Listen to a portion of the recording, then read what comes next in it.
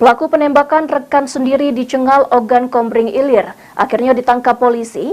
Tersangka dibekuk Polsek Cengal saat akan kabur ke Pulau Bangka dengan menggunakan speedboat.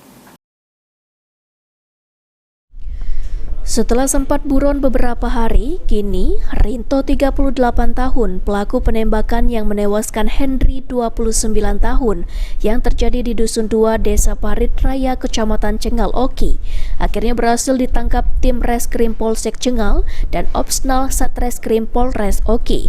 Rinto diamankan polisi saat hendak kabur ke Pulau Bangka dengan menggunakan speedboat. Kapolsek Cengal Ibtu Chandra Kirana menjelaskan pengungkapan kasus tersebut usai tim mendapatkan informasi peristiwa dan bergerak cepat melakukan olah TKP serta pengembangan penyelidikan.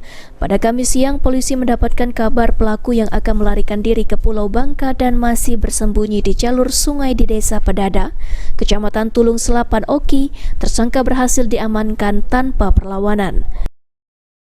Korban berpamitan kepada istrinya yang bernama Saudara Reni untuk pergi menemui pelaku Saudara Rinto dengan tujuan untuk menanyakan perihal menagih hutang sebanyak 3 juta. Korban itu tersangka dan korban ini merupakan teman, sama-sama pencari kayu. Setelah dilaksanakan olah TKP, rumah tersangka ini dalam keadaan kosong. Kemudian dilakukan penggeledahan, kami ulangi, ditemukan barang bukti berupa sarung senjata api yang ditemukan di dalam lemari di rumah tersangka yang disaksikan oleh perangkat desa. Kita mendapat informasi bahwasanya tersangka melarikan diri ke arah desa Sungai Pedada. Selanjutnya hari Kamis tanggal 12 Oktober 2023 sekitar pukul 1. Dalam perkara tersebut, polisi juga menyita sejumlah barang bukti berupa sarung senjata api warna hitam, 1 helai baju kaos milik korban, dan sandal jepit korban.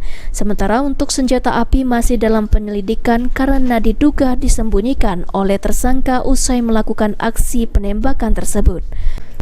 Diberitakan sebelumnya bahwa kejadian ini bermula saat korban hendak menagih hutang sebesar 3 juta rupiah kepada tersangka namun mendapatkan tindakan penembakan. Atas perbuatannya, tersangka dijerat dengan pasal 338 KUHP tentang pembunuhan atau menghilangkan nyawa orang lain dengan ancaman penjara selama 15 tahun.